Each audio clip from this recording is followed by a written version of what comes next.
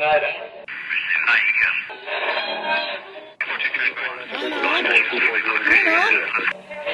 is that you?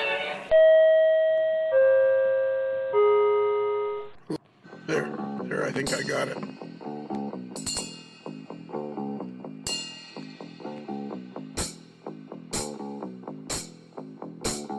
Let's do it. Okay. I guess Derek and I should introduce our guests. But this is an AML Nation first, a Modeler's Life, an AML Network first. Breaking news coverage. Yeah. We are actually having guests on today that are actually bumping their own show. So today is, don't tell me, it's very, very close to it. Let's see, it's 12, 13. Today is Monday, April the 14th. And we released the show at 2:30 a.m. Eastern Standard Time, as or daylight time, as we always do. And we were going to have the first part of the White Rose Hobbies trilogy with Ryan and Tom. And then with all the carrying on, Derek, have you noticed there's a lot of carrying on and turmoil in the world right now? Unfortunately, I have, yes. Yeah. So we thought, because we are our network is primarily dedicated to model railroading, we should get some guys on here that we know lots about retail side of the hobby, which would be the White Rose Hobbies guys, Ryan and Tom, or Tom and Ryan, and discuss with them because there's a lot of model railroaders pulling their hair out, going, oh my God, am I ever going to be able to afford to buy another single piece of model railroad equipment? That's right. It seems like every single day I open my email and I have an email from a manufacturer with a press release saying that those things you ordered are going to be more expensive now than we told you before. And it's, hobbies are supposed to be an escape from reality. And it's unfortunate when the world around us encroaches on the hobby. And so I think, the guys from White Rose Hobbies, they're involved obviously as retailers, they're involved as manufacturers, and also they're involved in the Hobby Retailer Industry Association. So they are, pretty well plugged into what's going on from the retail, the manufacturing, the distribution sides of the hobby. And hopefully we can, out of chaos, we can create some order here. Hopefully. That would be good, eh? I think so. I don't think it's political. We don't do politics on the AML, but I think it's important. We're not picking sides, but I think if we can understand what's going on, we can feel a little better about what's going on. And so hopefully this is an opportunity for us to, we posed in the Facebook group, asked for questions, and some of our listeners submitted some questions, so we can get questions answered and try to figure out, what the heck is happening. And I kind of think about this discussion not as like being about the anxiety that we have, but kind of just about, the health of the hobby, right? It's like, how many times we talked about this, the health and strength of hobby shops, all the hobby shops are closing, all of that. Well, no, they aren't. The hobby is not going to go out of business. Hobby shops are not going to go out of business because of this. But I mean, obviously things are changing and things are evolving quickly. So let's just sort of talk about it and figure out what the heck is going on. There's a whole raft of questions that you can ask when it comes to something like this, a whole raft of questions. And the thing I like about the White Rose Hobbies guys is, like, say they decide they're going to create a new product, like they also own Bethlehem Car Works. And one of the things I like about these guys is, like, say they're going to recreate the Flying Yankee. And what they do is, right there on their website, there's pictures of the finished model that you can look at, so that if you want to pre-order one, you can just go right to the Flying Yankee on White Rose Hobbies, almost, and look at some photos of it and everything, and go, geez, gosh, I got to have one of those. Lionel, I think if there's anybody who helped them with the idea to put some pictures of the product they're selling on the website, that person is just really intelligent and really smart and really wise. Yeah, forward thinking. Exactly. Forward thinking. Yes. or really not that illiterate, and without pictures, that nothing was going to happen. Well, there's an optimist side and a pessimist side to everything, right? Okay, let's get Tom. Tom and Ryan, come on into the studio. Hello. Hello. Thanks for having us on today. We really appreciate being here. How do you feel? How do you feel that you've bumped your own show? I don't know. I'm just happy to be here, I guess. I don't know. I guess I wish it wasn't under these circumstances, but here we are. So. I think what we'll do, we'll have a roundtable discussion, and so we were gonna have a Monday Tuesday episode all about White Rose Hobbies and the Flying Yankee, and we had a Monday show all lined up. We had a Tuesday show all lined up for April the 14th and 15th, and now we've decided that this is more important. So for April the 14th, today we have this show with you guys, retail guys coming in and talking about all this tariff stuff, which is everybody's wringing their hands about. And then on the Tuesday, the Patreon show, we have our very own Derek, Roll Tide. Roll Tide.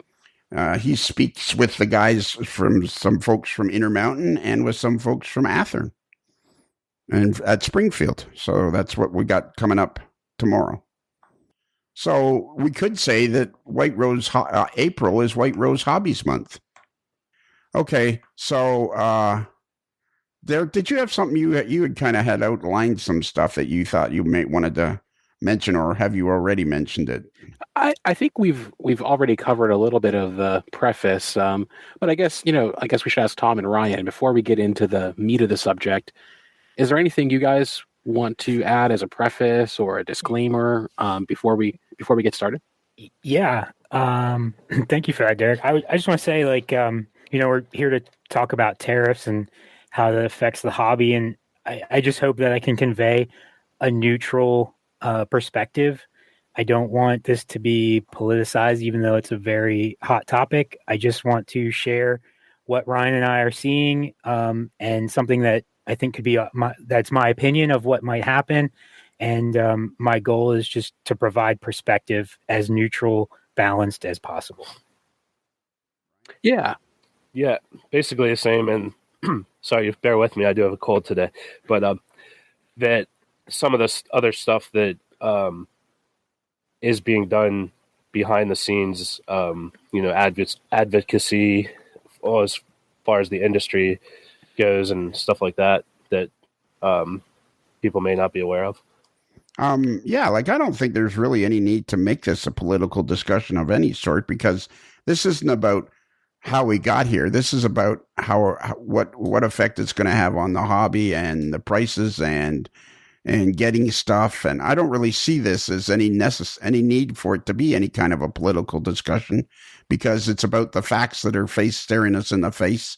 And we just want to try to waddle our way through it, trying to figure out, because everybody's like confused. Like I was talking to Lauren James yesterday of Otter Valley Railroad up there in Tilsonburg. My back still aches when I hear that word. He says you want to work in the tobacco fields of Tilsonburg. My back still aches when I hear that word. Well, he said, I'll only give you $7 a day, but if you're any good, you get a raise in pay. Your bed's already on the bunkhouse floor. If it gets a little chilly, you can close the door in Tilsonburg.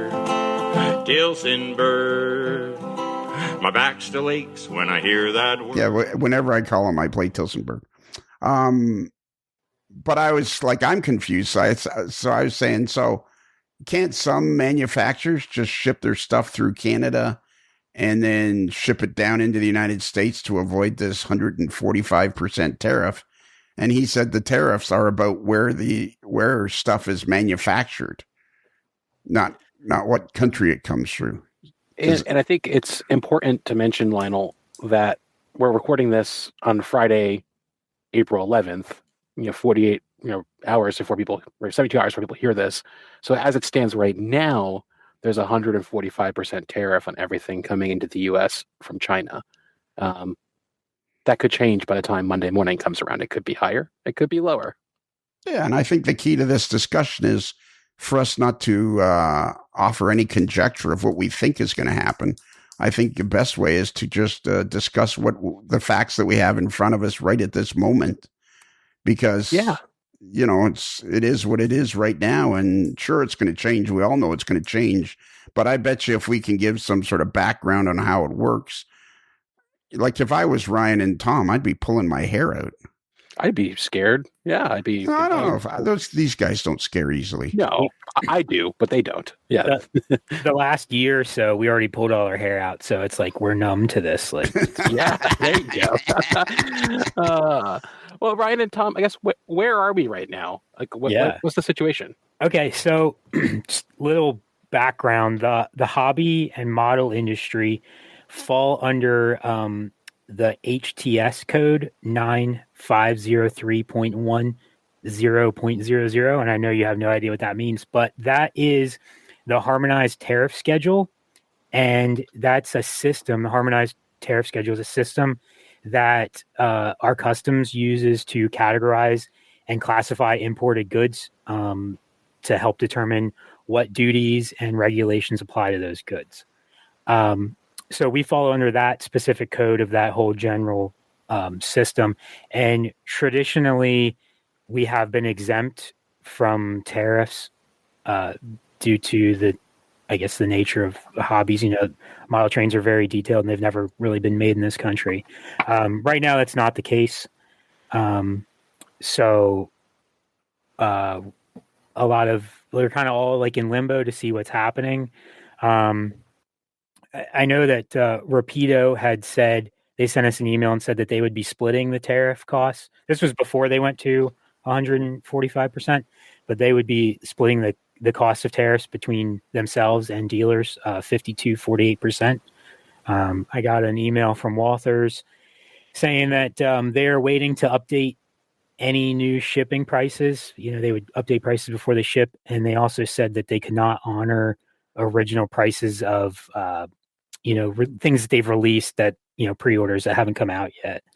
I got an email from Mark Lynn yesterday saying that they, because everything changed a couple of days ago, the EU is under a 10% tariff. So Mark Lynn's only raising their prices on things that come from Europe 10%. And they said that they have currently stopped all shipments from China that were bound for the U.S. So I assume that there's going to be a bunch of shipping containers just staged off of our coastline. I don't really know where they hang out. At what point does something charge? Is it when it enters our waters? Is it international? I don't know. So I assume there's a traffic jam somewhere on the ocean. If Marklin is one company that's stopping it, I'm sure a lot of other people are. So do I understand you correctly? This HTS code that you spoke of, yeah, I didn't get the numbers, and that's not. It's important. not really important. No one does. So that's been wiped out now. Now that doesn't. The code still exists, but the exemption for that code doesn't. Right. So they wiped out the exemption, and now you have to live under the same basic. And let's keep everybody, as we discuss this, we don't want to get too technical. So I'll say, so now you guys have to live under the same, air quotes, basic rules that Ford has to live under. Yeah, Ford or Apple or anyone, Tesla, whoever, pick a company. Right. So up until that, there was a special code for you guys. So did you guys not have to? Was there no tariff on model railroad stuff up until then? Yeah, not that I was aware of. If it was so nominal, we never noticed it. That it was just paid by the distributor. It was probably factored into our original cost of what we bought, and there's never an issue. We don't directly import anything anymore. We have in the past for some RC stuff, and it was cumbersome back then. That was like pre-COVID, so I couldn't imagine what it would be like now. So yeah. Let me ask you a goofy. This is a goofy question, but I'm thinking as I'm saying it, it sounds like a goofy question. Are you kind of excited? Is the wrong word. Are you kind of looking at this with trepidation and B, interest, because you're going to learn a whole lot of stuff that you didn't need to know before, but it's going to make you that much more aware of certain situations? Yeah, no, I mean, so I'm an entrepreneur. I'm like this eternal optimist. Like everything's going to be fine. We're going to work through it. We're going to get through it. So yeah, like, am I apprehensive? Yeah, but like I know that we'll get through it. And the hobby industry as a whole is still strong. Like it's not going anywhere. This is just one thing that we need to conquer. So yeah, I'm going to learn from this, and if this ever arises in the future again, we'll know how to navigate it. That's my view. Sure. And have you noticed any change in sales over the last, I don't know, what would we say, 3 weeks maybe, or since the beginning of March maybe? Have you noticed a change in sales at all? No, not really. I mean, I talked to a lot of other shops. Fourth quarter of 2024 was not great for our shop and a lot of other industries. So, well, other shops in our industry. So I don't know if we're just rebounding from that, or this is just people are like, oh, I want a new train. I don't care. I'm going to buy it, or if people are buying before the tariffs come in. I don't know. We're just, we're doing okay. So I'm looking at the numbers this month. They're pretty much on par. They're a little bit better than they were month to date of 2024. So, how much of, sorry. Go ahead. No, go ahead. Thanks. You're welcome. You're welcome. Roll tide. Roll tide. Roll tide. Roll tide. Roll. So, how much of the revenue you experience each month, and you don't have to answer anything you don't want to, but how much of it is like predetermined based on pre-orders, and how much of it is based on like sort of new sales that originated and closed in the same period? I'm probably not smart enough to figure that out. We just open the doors and people walk in. Actually, coincidentally, Tom, before we started the show, Ryan and Derek and I were here having a quick discussion just about life in general, and that topic actually came up. Whether or not you were smart enough to figure it out. Thank you. Well, hopefully I'll surprise you that I am. We don't really. So pre-order sales are kind of tough for us. A lot of time, and this is probably a problem with the industry. And I don't know if this is getting off topic, but we struggle with pre-orders, and we've really thought of a hard way to do it, because what's the guarantee that you're going to buy it from me? Like, you go to my website and these trains or whatever product is announced. If they announce a train today, Rapido announces a new locomotive, it's not coming out till next year, 18 months, 12 months. So one, you forget about it. Two, you might pre-order it at 3 different places. So it makes it tough. A lot of times, most of our sales are just in store. Pre-orders, if I have, I would say the success rate. So if I have 100 pre-orders for an item and it comes in, I would say maybe 10% of those actually sell, and then the rest go on the shelf or just get away. So I guess then, because I know in our Facebook post, Sean Carney asked about, have pre-orders like future products dropped off because of the price uncertainty. Have you noticed anything? Yeah, I can jump. Yeah. I can jump in on that one. Yes. So we have certainly had several people email us and cancel items because they're just, the uncertainty is the main reason. So, we've gotten emails that please, cancel this item. And some of them just don't say why, but some of them specifically said in the comment or in the email body that they are canceling it because of the tariff situation. So it has affected that. But, yeah, it's just in general, the whole pre-order thing it's a whole nother topic. Yeah.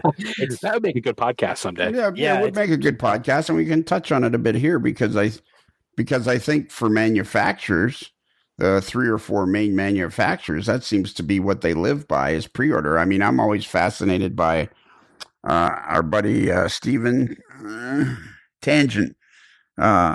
What's the fellow that owns Tangent? Dave Liebach. I knew that. Yeah. He doesn't do pre-orders. He just has the thing manufactured and has it shipped over and sells it when it comes. But yet for 3 or 4 or 5 of the big manufacturers, that seems to be what they live on is pre-orders. Yeah. And I mean, I guess that's to protect them too. Like, sometimes Lionel's famous for it. They'll release something, and if they don't get enough pre-orders for it, they just don't do the run, which I get it. Everyone's in business. You can't, there's a lot of tooling and everything that goes into that. And if you don't have enough orders for it, then it doesn't make sense to do it. But where we see the problem is, we don't have, you can pre-order something on my website and we don't require a deposit, and it's free. Like, you just put your email in and we send you an email when it comes in. Well, you might go to my store and you might go to 2 other stores, and how do you know who you're going to pick to order it from? So then there's 3 shops triple ordering the same product that only one guy wants. Does that make sense? Oh, yeah, that's an interesting problem. Yeah, and then like we've thought about, well, do we charge a deposit and like to guarantee, like, hey, we'll take 20% down. You get it from us. It's a non-refundable deposit. But then why would you come to my store that requires a deposit when you could go to other places and do it for free? Yeah. So that's interesting. Yeah. And I wonder if everybody is sort of pausing pre-orders right now because they don't know what the prices are going to be, or they're canceling pre-orders. In like 18 months, is there going to be a drought of new stuff on the market because the production levels will be so much lower because fewer people pre-ordered right now because of this situation? This is going to be coming to my opinion part. Yeah, sure. Sorry. So in that scenario, I would say no, because back to me being the eternal optimist, I think this is just a season, and it's going to be a short-lived season, and the pre-order windows are open for 60 to 90 days. So if we get a resolution here in the next month or however long, I think people will realize they'll go back to pre-ordering. So Ryan might have a different opinion, I don't know, but that I don't think it's going to be a drought. What do you think, Ryan? Yeah, I think people will still pre-order because, like we already said, 10 people pre-order something, 5 people might pay for it or less. And we've had it the other way where, 10 people pre-order something and, we should have gotten 30 of them. So it's, it can go that way too. But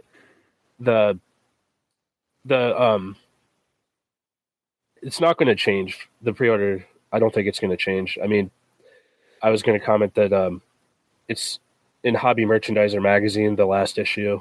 It's like a trade magazine for like all hobby shops probably get it. And BLI had done an article in the last issue about pre-ordering specifically, and they actually did recommend to take a deposit. I'd have to reread it exactly, but they did recommend us to take deposits because of kind of some of the issues we touched on, where people order it from 3 places just to see who's going to get it first, kind of a thing. Sometimes I think that's what happens. This is going to sound like an insult, and it's not intended as an insult. It's kind of did I cut you off there, Ryan? No, I'm okay. I'm good. Not only am I going to insult you, I cut you off, which is rude. That's why we keep coming on here. Yeah, exactly. So as I'm saying it in my brain, it sounds like an insult, but it doesn't to me, because I feel like it's kind of like you guys seem to, some of your success seems to come from the fact that you a lot of the time fly by the seat of your pants. Like you kind of, you're always feeling what the market's doing. You're prepared to change, like it doesn't really bother you guys to, okay, it's obvious by last Friday, X isn't working, so we're going to change to Y. And that sounds like a compliment. I thought when's the insult come? Well, yeah, some people would take that as an insult because, oh, you're saying I'm not organized. And I think that's a good way to run your. You were at our store. We're not organized. In our office. I mean, we do the best that we can. We do try hard. We're passionate about the store and the hobbies, and well, yeah, obviously you're passionate. that goes without saying. So yeah, I mean, and if I knew what was going to happen in the future, I wouldn't be on your show. I'd I'd be some pundit on Fox News Business and CNBC and stuff like that. So I don't know. And yeah, we just roll with the punches. I don't know how else to do it. So it's been 15 years of flying by the seat of our pants. I mean, why change now? So Derek, yes, Lionel. I think I just got insulted back. I think he just say that if he knew what he was doing, he wouldn't be here. I think that's right. Yeah, I think most of our guests would agree with that. Usually they say it after the show, not during the show. Exactly. Oh, is this being recorded? Sorry, I didn't. Oh yeah, I forgot to tell you. Go ahead, Derek. Well, so I was going to ask. So obviously, this season is happening right now, and how is it changing your behavior as business owners this week? Are you trying to buy up all the merchandise that's at your distributors right now before there's new tariffs, before the product piles up on the coasts? Or are you just sort of going business as usual and listening to your customers? Like, what's going on in the inner workings of White Rose Hobbies this week?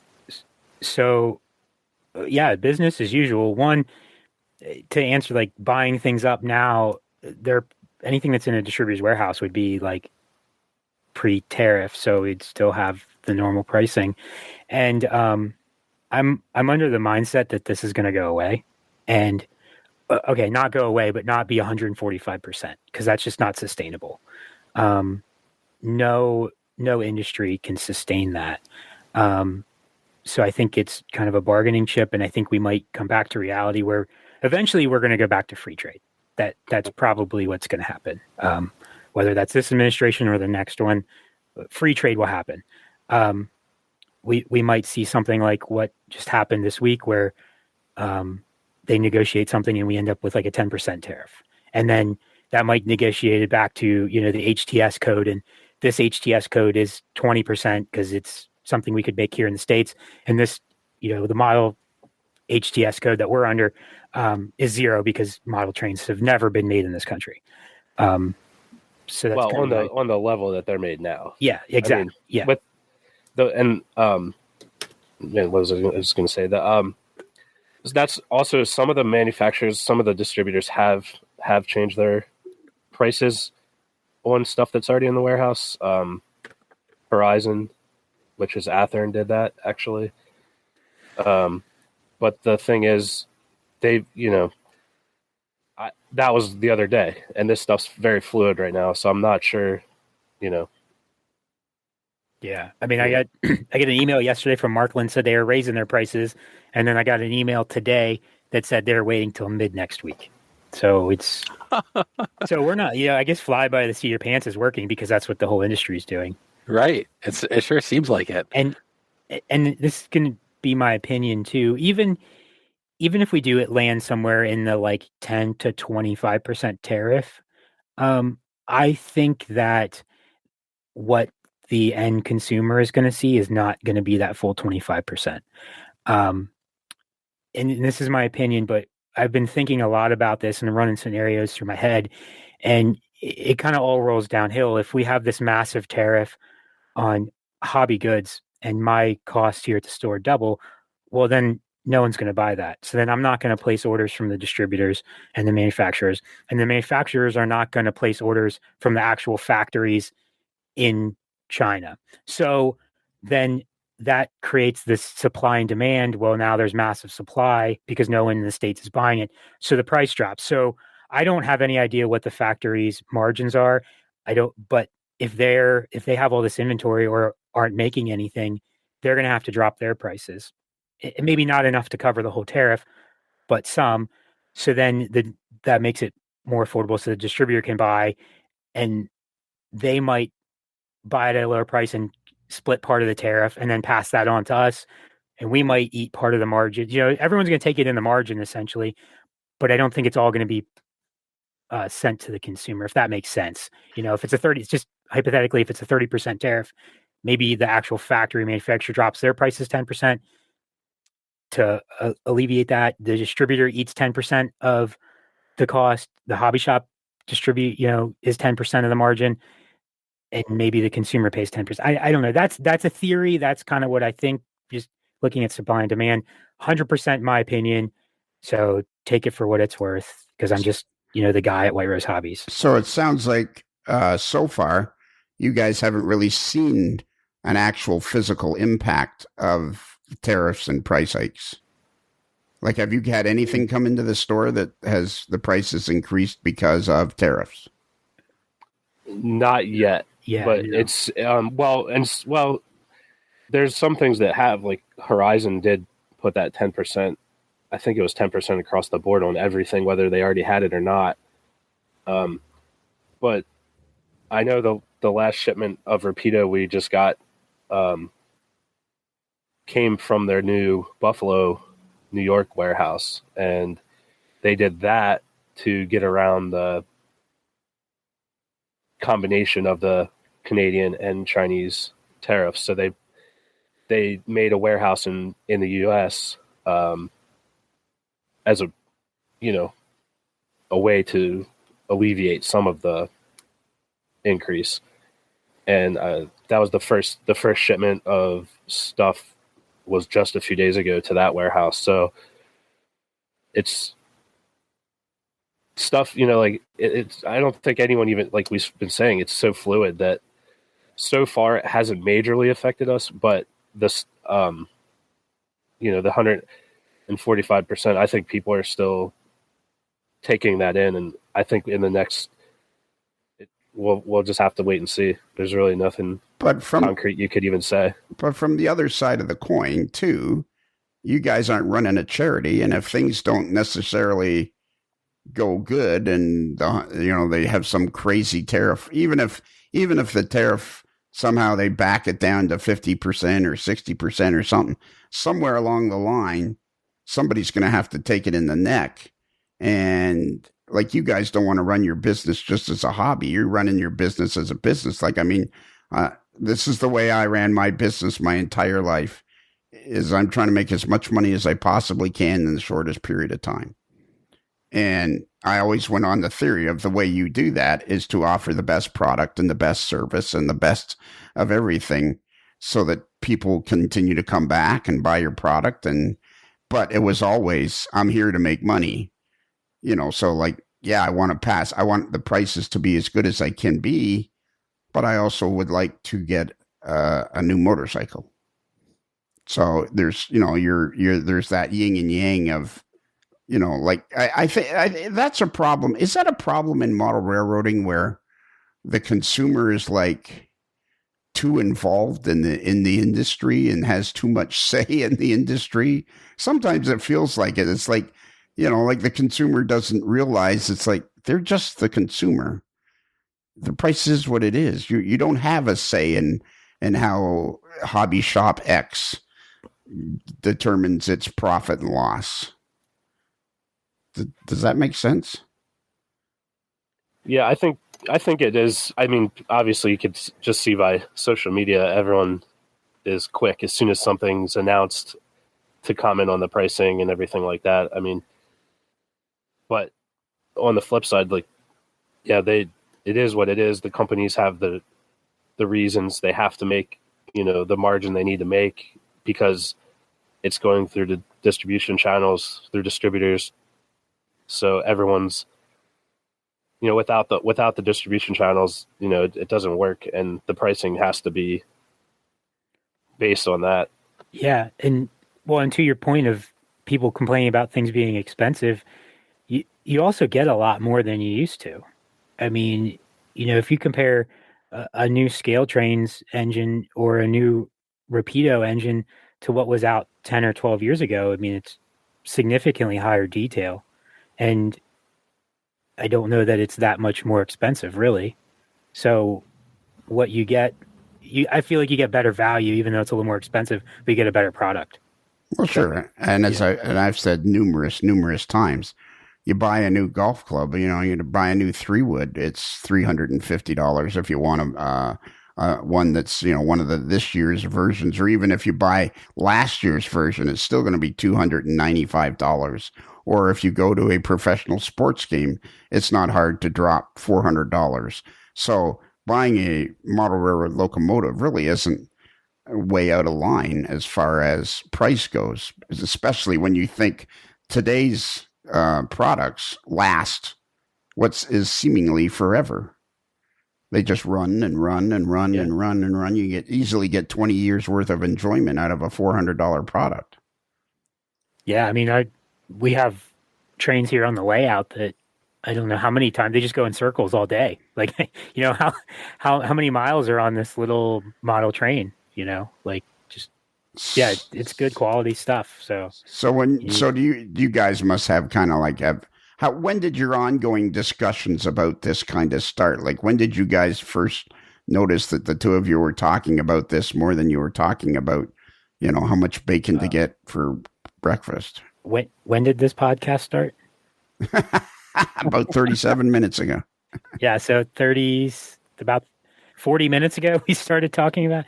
No, I mean it goes back to like we're not in control of this. We're gonna do what we can to be as proactive as possible, but it's kind of been on the horizon, you know, and I again am under the impression that this isn't gonna last forever. See, now that's a discussion we can have without having a political discussion, because from my standpoint, being an older guy and being in business longer, I see this as somebody's going to be digging in their heels, and this is going to last longer than people think. Maybe it's not going to last forever, like you say, because it just can't. It's physically impossible. It'll ruin many, many economies. But I get a sense that, you know, the model railroad industry better start doing its homework and get its, you know, its shelving in order, because this could be quite a ride before it's finished. Yeah, well, Ryan can speak to that. What NERS is doing? What's NERS? National Retail Hobby Store Association. Oh, yeah, right. NERS at National Hobby. Oh, yeah. Yeah. How do you? Let me hang on. I'll get it. Let me get a pen. This is why we don't do acronyms, guys. I know. Well, I always screw up the acronym. Sometimes I say National Hobby Retailer Association of America, and so I just say NERSA because Ryan yells at me all the time. Yeah. So it's NH. Is that right? NRHSA. NRH. Yes. Yeah. Cue the elevator music. We'll be here for a while. So, okay. So what did you say about NERSA? That's So NRHSA comes out NERSA if you want. So not to be confused with the New Haven Railroaders. The Northeast Railroad Prototype Modelers meet NERPM. Excuse me. So you guys are like kind of. I feel like you guys have some false modesty here, because that's what I feel like. Good. We only started talking about this 40 minutes ago, but you're actually like leading the lobbying effort at the Hobby Association. Like, take a victory lap. Well, I guess you haven't won yet, but like, talk about what you guys are doing to advocate for the hobby as a whole, not just for White Rose Hobbies. Yeah, so it's also I'm going to throw another one in, but I'll say it first. The Hobby Manufacturers Association, the HMA, is also we work together between NERSA and HMA, and I sit on the Hobby Manufacturers Association board meetings, and we have a representative from them that sits on our board meetings for NERSA, and we obviously it's been talked about, since we are the two industry organizations, one's more on behalf of manufacturing and one's more on behalf of the stores, but we do work together very closely, and I have to give the credit to Stacy Wathers. She's the one that drafted this letter and to kind of use as a template to send for us, for all the stores, and on behalf of the companies, however you wanted to. You could send them, I could send one from White Rose, one from Bethlehem, one from whoever. We could send as many of them as you want. It was drafted, and the kind of the short cliff notes of the letter was, explain the HTS code is, it's really hobbies, toys, it's all kind of lumped in together, and it's a large amount of stores, because not just hobby stores, not just train stores. It's RC. It could be, specialty toy stores, So I think the number in the letter is like something like 10,000 stores. that this code's largely connected with. And basically, you know, it was a template, and it was addressed to send to your, you know, your local representatives or your U.S. congressman, or, you know, that it is whoever you wanted to send it to. And we sent, you know, on behalf of the organization, we sent it out to all our members and suggested that they fill this out and send it out to their representatives. So other than that, I mean, there's not much we could do at this moment. And as of this time, I have not heard back on any of it. Obviously, they're pretty busy right now, and with the fluidity, it's hard to even say what they could respond to us right now. But yeah, laid back, Derek, is the term I would use, because I know I've talked to other people in the hobby, and they are not laid back at all about this. We can use our imagination. Yeah, they pass laid back on the first day. They're like, because some businesses aren't run as well, and some people are kind of living locomotive sale to locomotive sale, and so some people are very panicky, and it's you guys seem so laid back. And again, I don't mean that as any kind of an insult. I mean it as geez, you guys seem to have this pretty much under control. Like let me ask a blunt question. I tried to insult you before. Let me try to ask you a blunt question. Like, what happens in a month? Like, what is it going to be like for you two guys? How do you imagine it's going to be like for you two guys if in a month this thing has ramped up? Prices aren't going down. People are trying to ship you locomotives that are now 30 and 40 and 50% higher in price. Maybe that's 3 months from now. Like, are you guys very much, I got an interesting story to tell you, because if your answer is what I think it is, are you guys very much, we'll cross that creek when we get to it? Yeah. Pretty much. Yeah.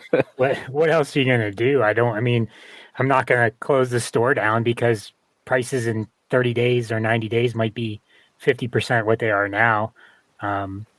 You know, that I'm a big fan of Train America, right? Like, we're innovators in this country. We're always going to figure it out. There's always a way. You just never give up. So yeah, we'll cross that bridge when we come to it. Again, back to my opinion, I don't think that is going to come to fruition of a 50 or 60% tariff. I feel that it's all going to work out, but that again is my opinion. Well, sure. Like, that's your opinion. That's which is why we're all talking. But, and you know, in 2 or 3 months, if your opinion doesn't pan out, well, we'll have another discussion and we'll keep talking about it, because it's an interesting, because you guys are so deep into the hobby. I mean, you're, like you say, you're so all your Flying Yankee stuff is done in the lower 48, correct? For the most part, I did just submit an order today, last night, to a company in the UK to get some brass etching parts made for the New Haven grill car. So some parts, for whatever reason, the like brass etched stuff is primarily based out of the UK. So far, that's the only thing that I've had to kind of go out of the country as far as production. The other thing for the Yankee that is technically would be considered imported would be the Loke Sound decoder, but as of right now, those they're coming from Europe, not from China. So I think we shouldn't have to worry about that for now. And I think one of the sorry, go ahead. No, you go ahead. I didn't have anything interesting to say. I'm going to leave that comment on its own. So one of the questions I feel like gets asked is, couldn't we just bring all manufacturing for model trains back to the U.S.? Like, you're able to make the Flying Yankee, in the U.S. for the most part. Could a company like Rapido, make locomotives in the U.S.? I mean, what do you guys think about that? Well, I mean, Athearn and Lionel, obviously, in their infancy and their creation, was solely 100% made. I think until the 90s, I want to say. I know for Lionel, it was somewhere in the 90s. I want to say that they were still producing like steam engines here in the United States. 'Cause we had one we just sold it. It was a Berkshire. I think that was their last one that was produced in the U.S. A lot of stuff actually is made here. So like Bowser, they haven't made kits for a while, but they actually produce some of the parts here in the States, and then they ship them over there to be put together and decorated and everything. So I don't think we're that far away from it being possible to be made here. I just, there are trains being made in the United States. And another thing a lot of people might not even know or think about is a lot of the electronics, like the decoders, are made in the United States, and they get sent over there to be put in the train. So right there, that's like $100 of the cost, right, of a locomotive. So I think if, don't send the decoders over there, just put them in when they, keep the decoders here and, put them in when they get back here. I mean, it's still an extra step, but there's a lot of companies that, make small parts like detail parts and stuff like that. So, I mean, we're not going to be completely without product. It's just the majority of the major items are coming from China right now. So are you guys, as White Rose Hobbies, pretty much separated from the real world of model railroad manufacturing? Because in my view, in my head, not in my view, but in my head, I'm imagining, like between Intermountain and Scale Trains and Rapido and Tangent and two or three others, Otter Valley guys, every KV models. It sounds like everybody gets everything made in China. Like, are you guys kind of separated from that because you're strictly a retailer for the most part? And it's like, yeah, you guys worry about your own problem. I just want the product. Yeah, I mean, to some degree, but I mean, obviously we want to sell. We want to have products on our shelves to sell. And, some of the most affected things are some of our biggest sellers, the locomotives. But on the flip side, like we sell a lot of Woodland Scenics products. Most of all Woodland Scenics is made in the U.S. So, I mean, I don't think we're going to be completely out of the game. I mean, a lot of people could probably not, need to buy a locomotive, and they probably have enough to get by currently. Maybe they have some older locomotives that it would be nice to have a new Scale Trains rivet counter locomotive, but maybe I have this old Athearn engine that I can buy some detail parts. There's a lot of guys making detail parts like Gotham Rail and Marine and Wallace Locomotive Works that you could take an old Athearn engine, detail it up, and buy a Soundtrax decoder that's made in the U.S. and maybe we'll get back to some more modeling instead of just buying the detailing stuff, the high detailed, ready to run stuff. So yeah, I think there's definitely ways around a lot of this. Oh, interesting. I think that's a good point because even Neil Erickson or Eric Nielsen, depending on what mood you're in, he asked if we might see like a shift in what gets produced. Like, could we move towards more like the Scale Trains operator level models that are a little simpler, that the modeler details themselves in the future, if we do see a new reality? And this is a little bit speculative, but I mean, do you guys think that there's maybe more of a market now for a little more pared down locomotives and rolling stock and more detailed parts made in the U.S.? Like, could you see like a long-term shift back to more modeling, or do you think that this is just a short-term sort of buy some detail parts and have some fun. So the market's going to determine that. Mhm. You know, we're in the U.S. here. We're teetering on the verge of a recession, and we have been for several quarters. So, but in reality, the hobby industry has always been relatively resilient to recessions, which sounds very contrary, but kind of like to what he just said. If well, maybe I can't afford the big vacation, so we're going to get a train set, and the kids are going to stay at home, or we're going to get an RC car that they can do this summer because we can't afford the vacation. In a recession scenario. So yeah, that I think it's too early to speculate, but that is definitely something that could happen. And maybe that goes back to the point of why Ryan and I are so chill with this, because we have such a variety here at the store.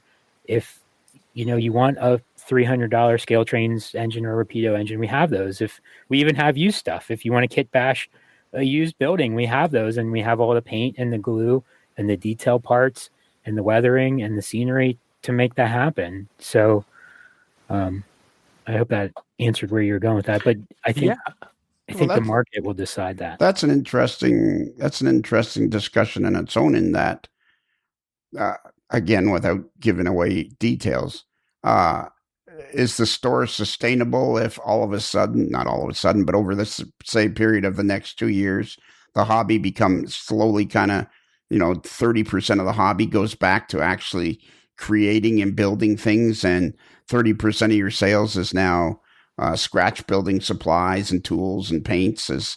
Would that make a difference? Yeah, we'd probably do better, actually. Oh, really? I mean, we got pretty good margins on all that stuff. So yeah, I mean, it might not be the big $300 sale, but yeah, I mean, you have to adapt in business all the time.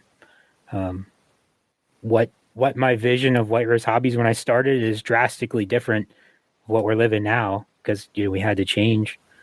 When we started 7 years ago, the plan has changed and evolved, and it will continue to change and evolve and continue to grow and provide the best service we can for the people who are passionate about the hobby.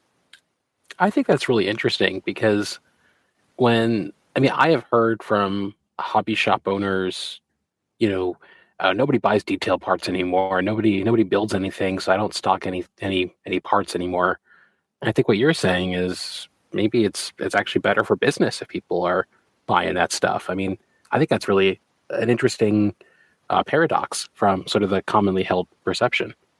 Yeah, I would say to that hobby shop owner, like, what detail parts are you carrying? Because like the Wallace stuff is awesome, and he's always coming out with new stuff. Like Chris is a friend of ours, and he just made a runaround hose, like an HO scale runaround hose, and like no one really, yeah.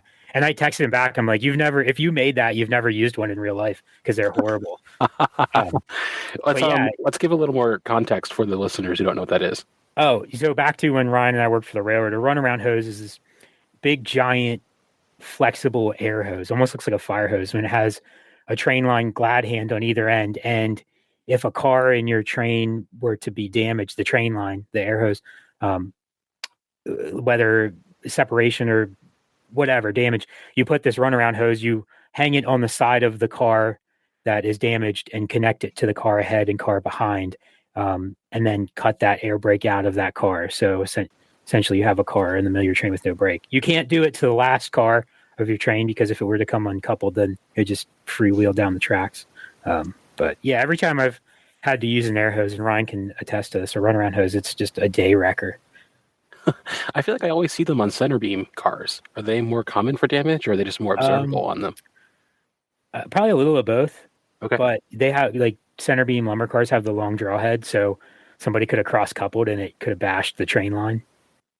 Yeah, that's what I was going to say. That's probably what happened there, because the cross coupling on those long cars, that's probably the number one reason of having to use one.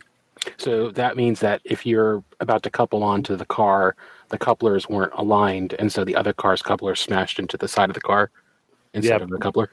Yeah, probably smashed right into the air hose and probably busted off the angle cock and all that. Yeah, I've done So do you guys have all these detail parts on your website? We have a good bit of them, yeah. I mean, we have a lot of the Wallace stuff. We're actually due for a restock on some of what his do you stuff. call He's it? coming to the store, I think, in like 2 weeks. He sent me a message. Actually, I should probably message him. I don't know if the runaround hose is like public knowledge or not. I might get in trouble for this. Like, he's not going to care, but And what are breaking you news. what are you calling it? Wallace? Wallace Locomotive Works. Never heard of that.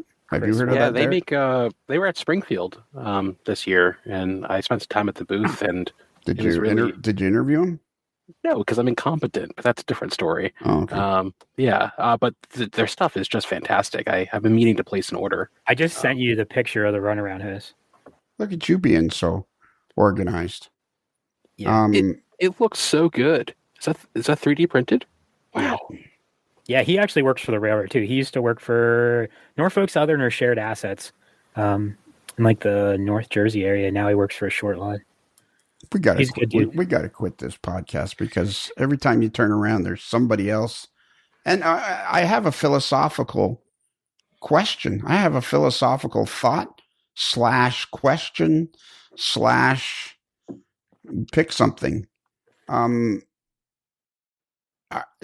Could this kind of be the beginning and the end of the high flying, super detailed locomotive and cars that you buy all ready to run because that's the way they come from the factory? And now we're on the verge of, because of all this turmoil and everything, people are going to rediscover scratch building and kit bashing and everything, because it sounds to me at the end of this discussion, as we close out this discussion, the only people that are really going to get hurt here are the guys that are these big manufacturers, Rapido, Intermountain, Scale Trains. Like, these are the guys that are wringing their hands, whereas you guys are kind of going, yeah, sure, let's scratch build. We'll sell you more paint and brushes and this and that and the next thing.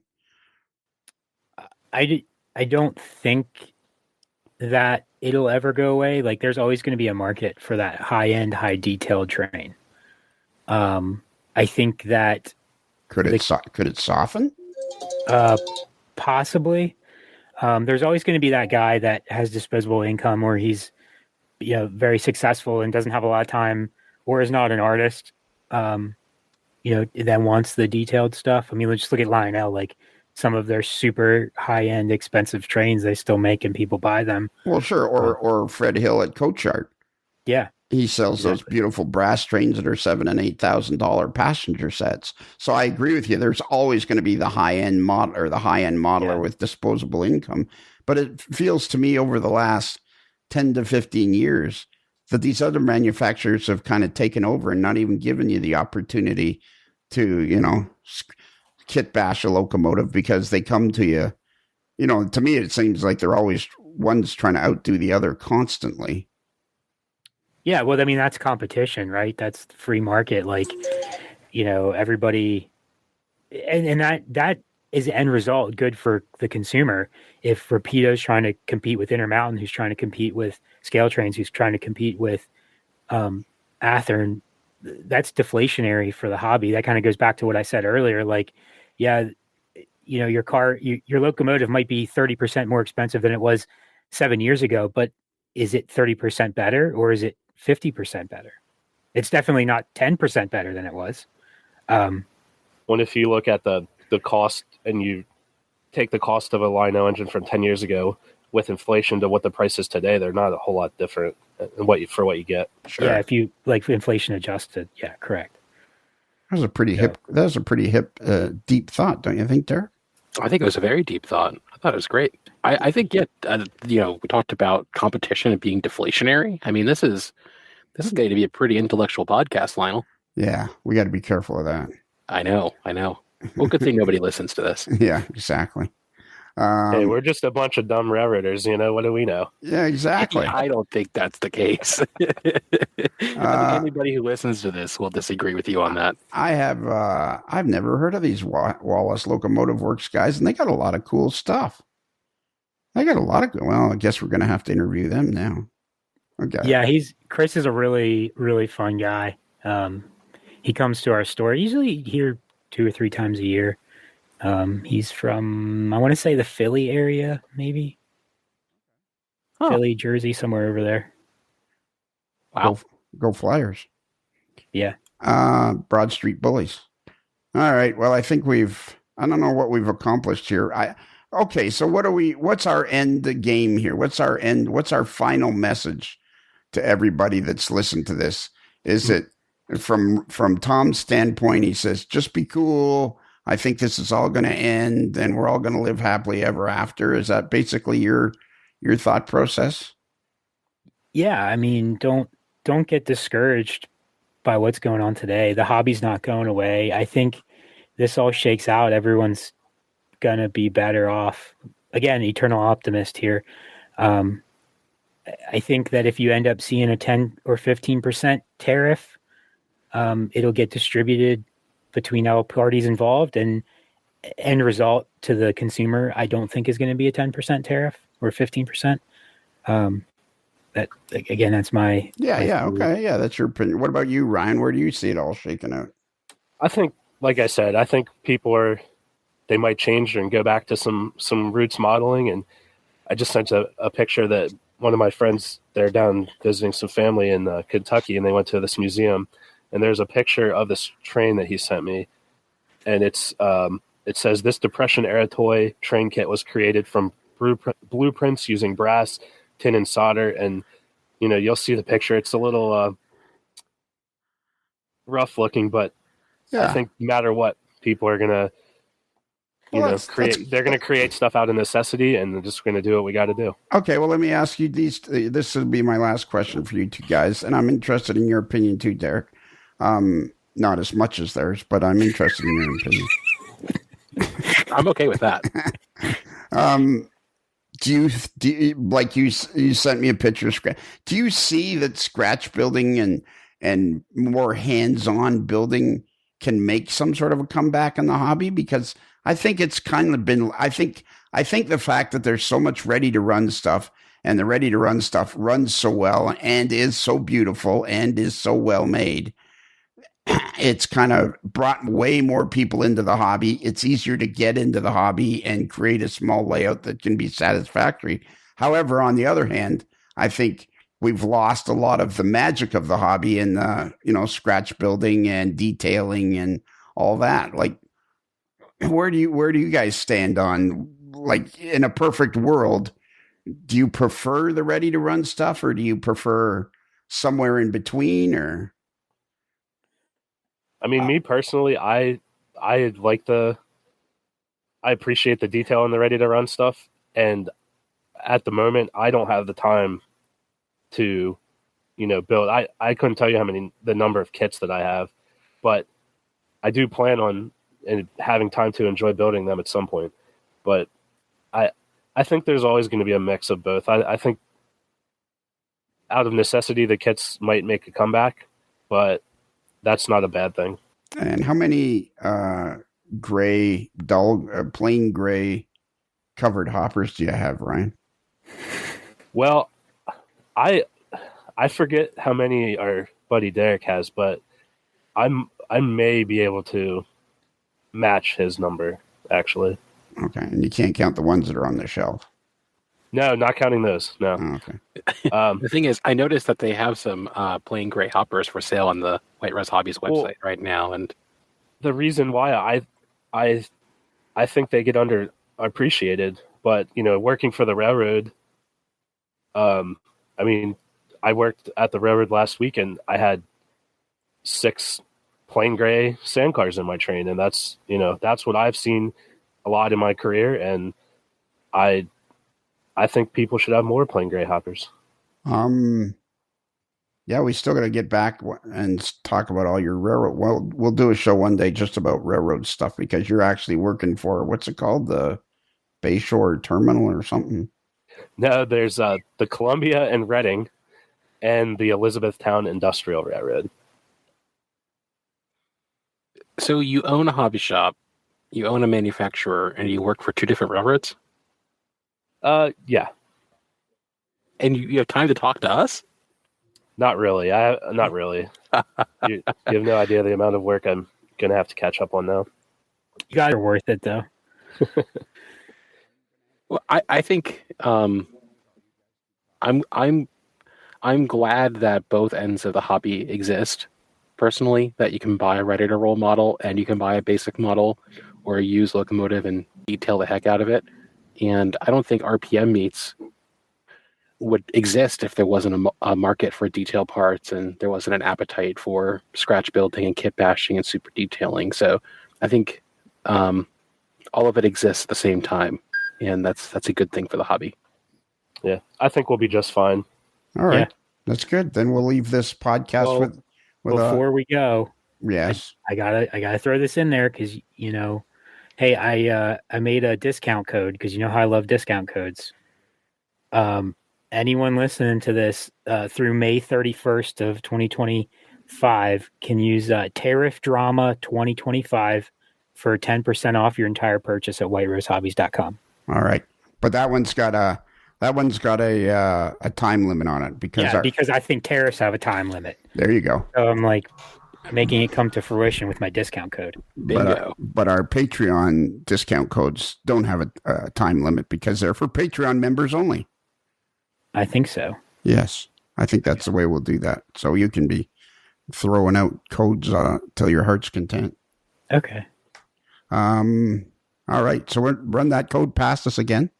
Tariff Drama 2025. Tariff Drama 2025. All one word. We'll put that on the cover shot for the podcast. Yeah. Yeah, and we'll call it Tariff Drama 2025. I think you guys are Derek, they're way too laid back for this. They're way too smart for us too. Yeah. But I feel better after having this conversation. I feel like I have more insight into the industry because I think it's the manufacturing side of the industry that's having the meltdown. I never got to ask you. What about paints coming? Because you get your paints from all over the world, don't you?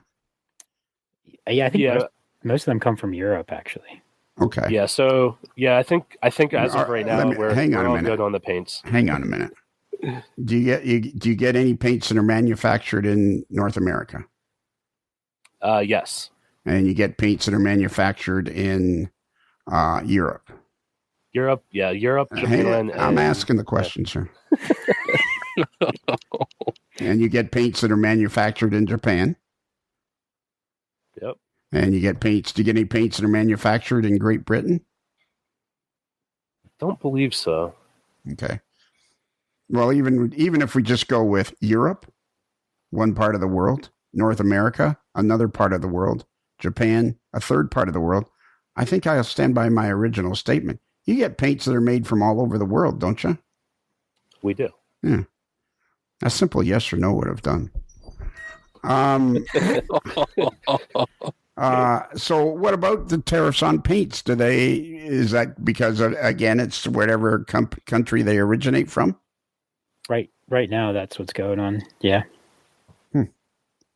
I think in about a month and a half, you guys are going to have enough stories to fill 2 hours of this company was trying to send their stuff through this way, and this company was trying to send their stuff this way, and blah, blah, blah, blah. Yeah, I think that might be happening.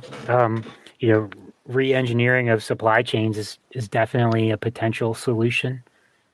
I think Rapido's going to just have a constantly moving caravan from one place to another. Yeah. Go ahead. No, I don't have anything important to say. No, really.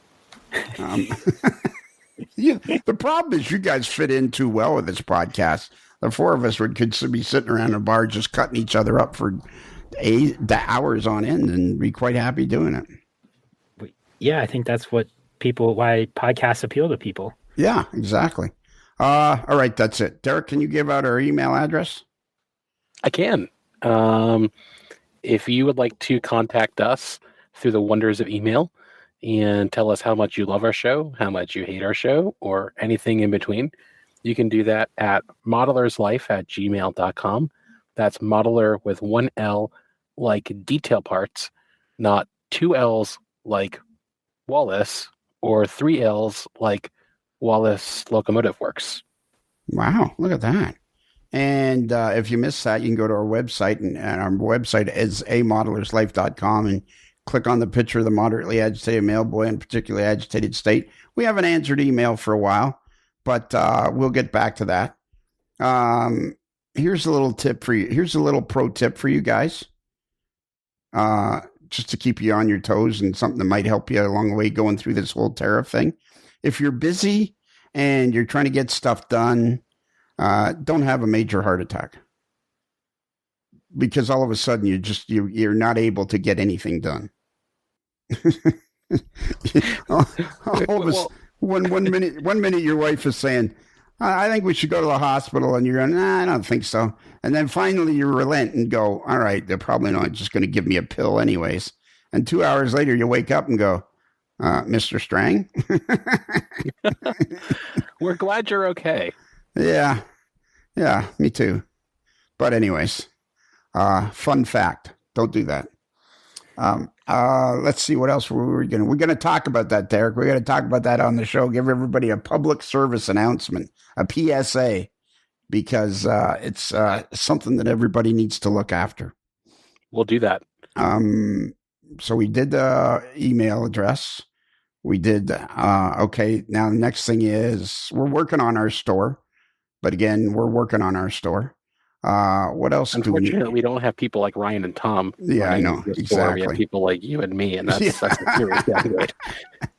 Yeah. And every time you want me to do something, I go, I think I'm having a grabber. No. Boy, I'm going to milk that puppy for a while, let me tell you. My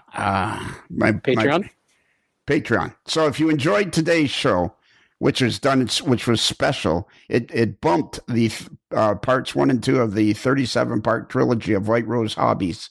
And then tomorrow there's a show about some Springfield interviews that Derek did with some folks from Athern and Intermountain.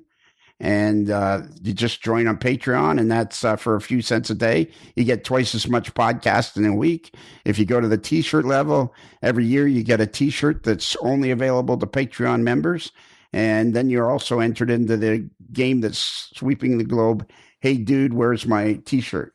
That's really easy to go. I can just go, I had a heart attack, so I got slowed down. No. I was at poker the other night. It was the first thing I'd done in 8 days.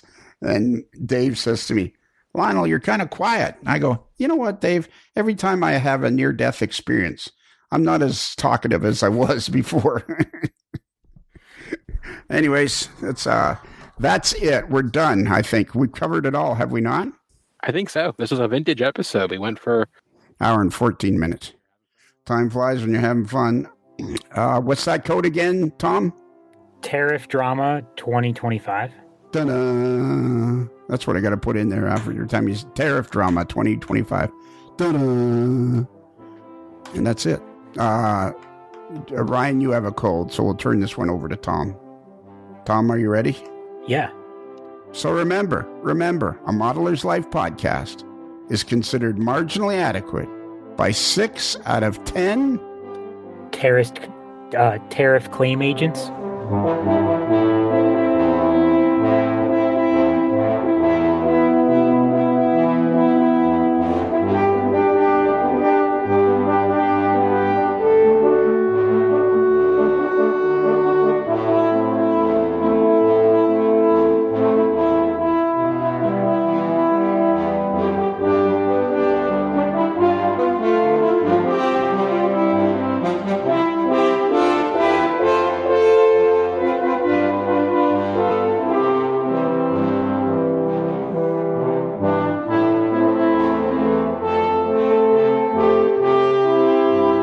Transportation for AML guests provided by Diamond Limousine.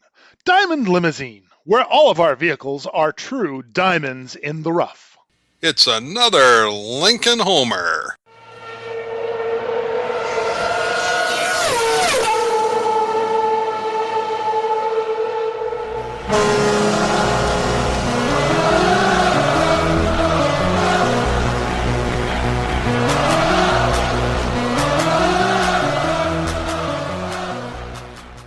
Tariff claim agents. You kind of stumbled over that. Like, have you not filled out your tariff paperwork?